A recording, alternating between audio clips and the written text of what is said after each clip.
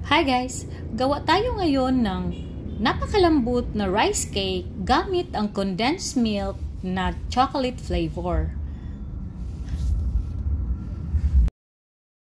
So sa bowl, maglagay lang tayo ng 1 cup na all-purpose flour, half cup na tubig, 1/4 cup na condensed milk chocolate flavor, 1 tablespoon na baking powder. Tapos, imimix lang natin. Medyo sticky pa siya guys, so nag-add ako ng 2 tablespoon na tubig.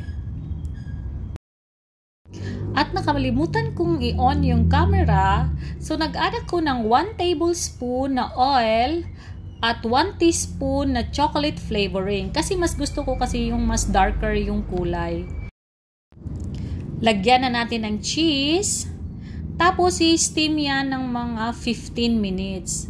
So, nagdagdag lang ako ng cheese, guys, kasi mas masarap siya pag maraming cheese. So, i-try nyo na to. Siguradong magugustuhan nyo at napakadaling gawin pa. At minimal lang ang ingredients na gagamitin.